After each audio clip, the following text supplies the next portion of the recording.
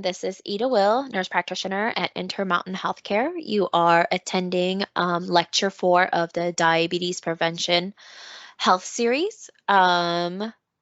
We are unfortunately did not record the live class. We forgot to press the record button, so we are redoing the lesson just so that our asynchronous participants are able to still get the information. If you have any questions or concerns, please email the Prediabetes Health Series at gmail.com.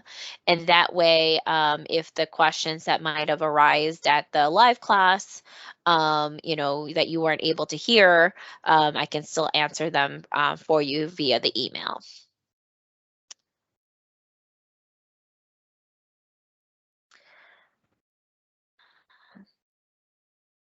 Also, before I move forward, Lisa thought it would be good to mention why we're kind of part of the reason why we're doing the Prediabetes Health Series program. I am currently finishing up my doctorate in nursing and MBA at Johns Hopkins University. And part of my senior series requires me to do a quality improvement project, and this was something that I'm passionate about. I have diabetes in my family. I'm very concerned about preventing diabetes for myself, and have always been an advocate for my patients to help prevent diabetes in their health. So I'm hoping that with the data gathered from this class from you, that we're seeing a benefit either by weight loss or more activity, or just overall enjoyment of the class. We can continue this as beyond my pilot project and to something that can be hopefully embedded into the Intermountain healthcare system to help others prevent diabetes. As before, we always want you to stay active for at least 150 minutes weekly.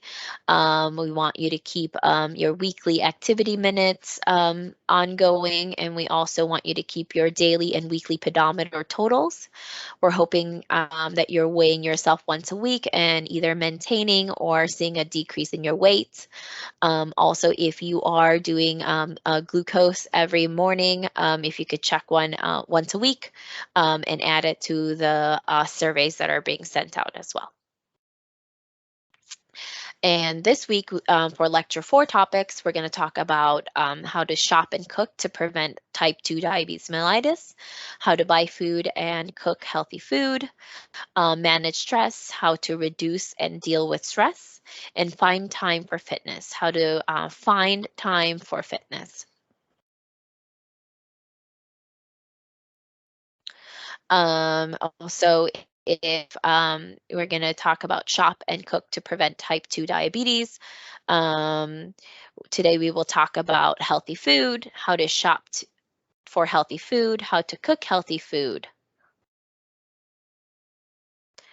In order to shop and cook healthy, you need to learn to know which items are healthy. So we're going to do a quick review of the information that we have talked about in the past with this course. We want to, what types of foods should you choose? Again, the answers are low in calories, fat and sugar, high in fiber and water, high in vitamins, minerals, and protein. And then if we ask which items should you limit, you want to limit foods that are high in calories, fat and sugar, low in fiber and water, low in vitamins and minerals and proteins. And then if you want to review on what a healthy plate looks like, as we've talked about in the past classes, which food group takes up half of your plate? That would be the non-starchy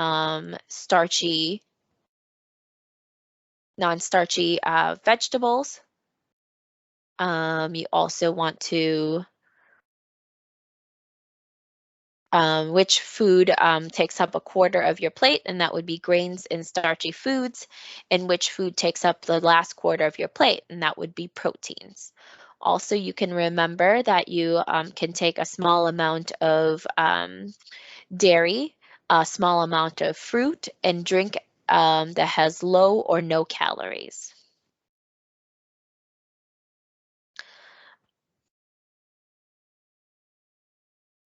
Um, Now we're going to go into Jerry's story. As we reviewed healthy food, we'll talk about Jerry's story. And Jerry's mother has type 2 diabetes.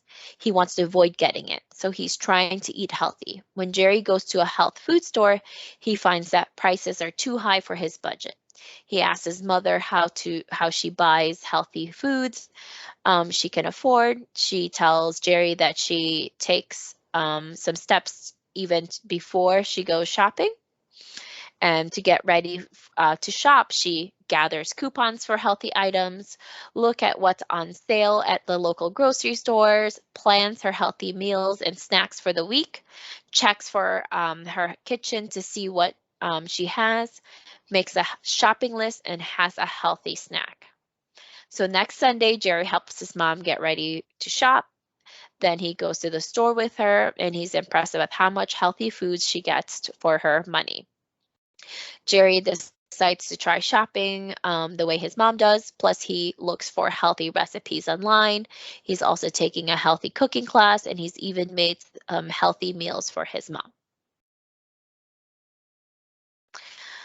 You can shop for healthy foods without spending a lot of money. To get the most of your shopping trip, it's a good idea to prepare even before you get to the grocery store. Discuss what are some types of steps you can take before you shop that can save you time and money. Find out about your sales, gather your coupons, find recipes, plan meals and snack, check your kitchen for what you have, make a shopping list, and have a healthy snacks.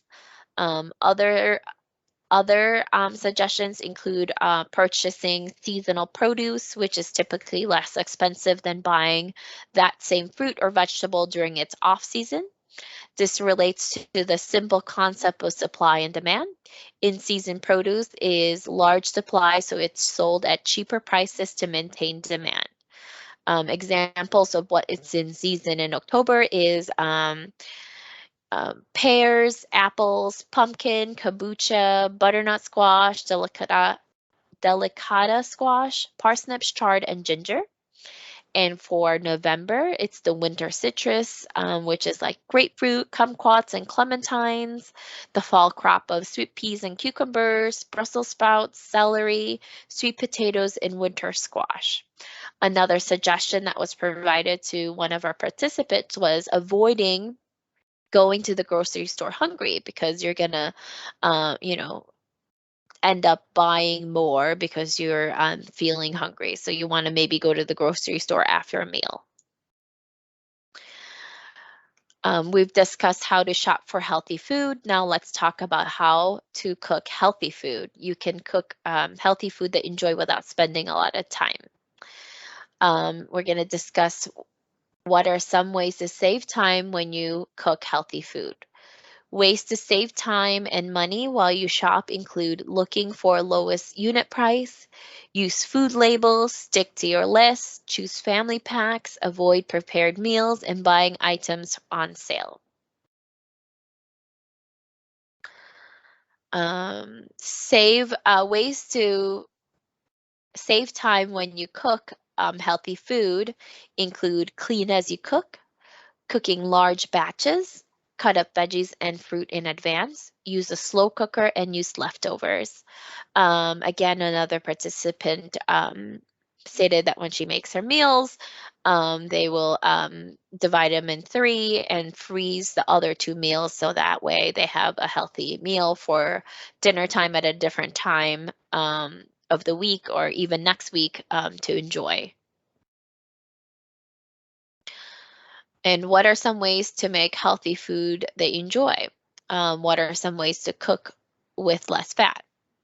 Ways to make healthy food that you enjoy include changing your favorite dishes, possibly looking to see if there's a low-fat, low-calorie version of your favorite dishes.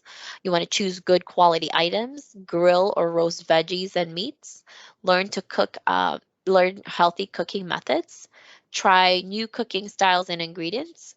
Ways to cook with less fat include coating pans with healthy cooking spray, simmering in water or stock, steam or microwave. Use non-stick cookware. This includes also maybe using, air fryers. People are very into air fryers now, so that would be a good way to add on also the for you to decrease fat because you're air frying, and use no fat or a small amount of fat for cooking your meals. Also, we want to talk about managing stress, which can help you prevent or delay type 2 diabetes. We will talk about some causes of stress, the link between stress and type 2 diabetes, some ways to reduce stress, some healthy ways to cope with stress. Causes of stress: conflict with other people, health problems, money problems, recent retirement, new grandbaby, not enough time, too many duties, vacation, family weddings, and of course, recently we have the COVID-19 pandemic, which has added a lot of stress for a lot of people. Now that we've talked about some causes of stress, let's talk about the link between stress and type 2 diabetes. Feeling stress can change your body chemistry in a way that makes you more likely to get type 2 diabetes, can cause you to act in unhealthy ways. When you feel stressed, you may drink too much, forget things, put off things you need to do, rush around without getting much done, sleep too little, too much, or both. You could start smoking or retake up the habit, or smoke more, take too much medicine, and work too much. And as you know, making unhealthy food choices, watching too much TV, slacking off on fitness can raise your risk for type 2 diabetes. That's why it's so important to reduce and cope with stress. There's no surefire way to prevent stress. You may lose your job, someone you love may get sick or even die, but there are tips to make your life less stressful. Ask for help. Feel free to ask your friends and family for help. They care about you and want the best for you, and you can help them in another time. Be tidy. Keep your things in order. Get enough sleep. Shoot for 8 hours a night. Have fun. Make time to do something you enjoy. Go for a walk with a friend, read a book, or watch a video. Whatever makes you happy. And just say no. Learn how to say no to things you don't really want or need to do. Know yourself. Know what situations make you feel stress and plan how to cope with them. Make a to-do list. Put the most important things on top. Remind yourself. Use notes, calendars, timers, whatever works for you. Set small, doable goals. Divide large goals like weight loss into smaller chunks. If you want to lose 30 pounds, you maybe want to go 5 pounds at a time. And that way it's set to a small and doable goal. So if you're always thinking you got to lose 40 pounds and you're not making large changes, you may feel more stress with that. Solve problems. When you have a problem, try to solve it promptly. That way it won't become a source of stress in your life. Take care of your body and mind. That way you'll be able to prepare to tackle stressful situations. Healthy ways to cope with stress. Put down the cookies. Instead, try healthy ways to cope with stress. Count to 20 in your head. This can give your brain a needed break. Soothe yourself. Get a massage, take a hot bath, have a cup of herbal tea, or put on some calming music. Give yourself a pep talk. Say something calming like there's no rush, I can take my time. Try some ways to relax. You'll find them in the try to find some ways to relax. Listening to calming music, turning off the lights, closing your eyes. Stretch. Do yoga or other stretching exercises. take a breather. If you can, take a break from whatever is making you feel stress. Talk about your feelings. Tell a friend or a counselor how you feel.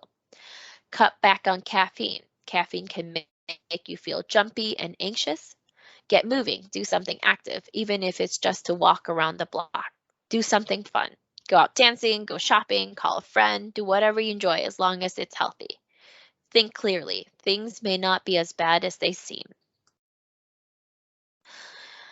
It can be challenging to fit in at least 150 minutes of activity each week. We'll talk about some benefits of being active, the challenge of fitting in fitness, and how to find time for fitness.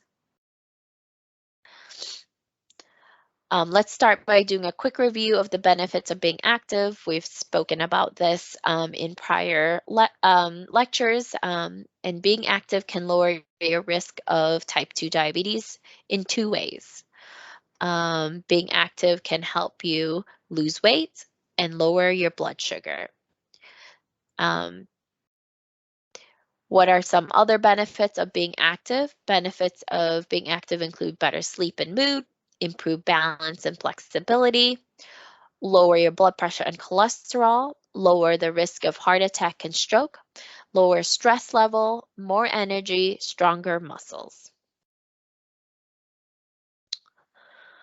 As you know, this program's goal is to get you at least 150 minutes of activity a week at a moderate pace that's equal to 2.5 hours. Let's review a good way to know if you're being active at a moderate pace, and that would be doing the talk test. That means you can talk while you're doing the activity, but you can't sing while you do it.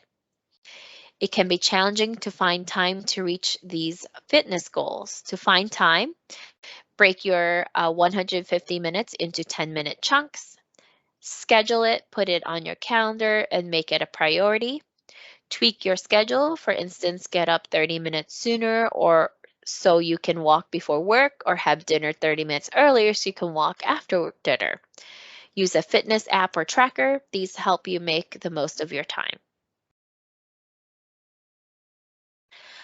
How to find time for fitness. Ways to fit in fitness while you get to places include parking your car further away, walk or ride your bike, getting off the bus stop one stop early so you can walk to your destination. Ways to fit in fitness while you're watching TV, including dancing, lifting weights, and marching in place while watching your favorite show. Maybe if you're watching Dancing with the Stars, you can dance while the participants are dancing, and that way you can add in some fitness while watching TV. To fit in fitness while you get things done, you can move briskly while you rake your lawn, sweep your floor, walk your dog, or while you're shopping. How to find time for fitness. Ways to fit in fitness while you socialize include join a walking club, take a fitness class, talk on the phone with a friend while you march in place, walk or climb, walk with a family member or friend. This has been one of kind of my favorite things to add on is instead of meeting a friend for dinner or for coffee or drinks, I have been making strong efforts in meeting a friend to do an activity. Last weekend, we went on an Alzheimer's walk, and we were able to walk 2 miles, catch up, and also be part of a charity organization. Also, you can ways to fit in fitness at work. I'm not sure if many of you guys work, but you can join a nearby gym, take a brisk walk during your lunch break, take a part in fitness program at work, walk around and march in place while you talk on the phone. So please think about your activities for the next 2 weeks. Again, you want to remember to keep things realistic, doable, specific, and flexible.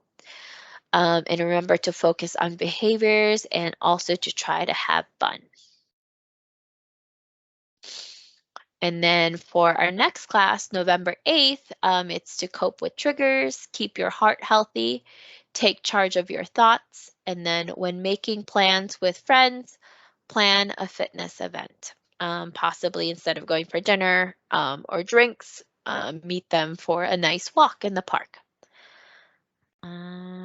So thank you so much for joining lecture 4. Unfortunately, the group discussion at the end of this course is not going to be part of this video because we were unable to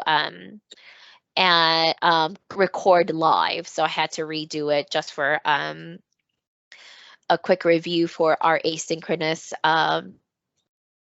participants. Again, please, do your surveys. If you've had any questions about filling out the survey, please email Lisa or myself at prediabeteshealthseries@gmail.com. We will also be trying to call and reach out to you to try to maybe assist you in filling out these forms.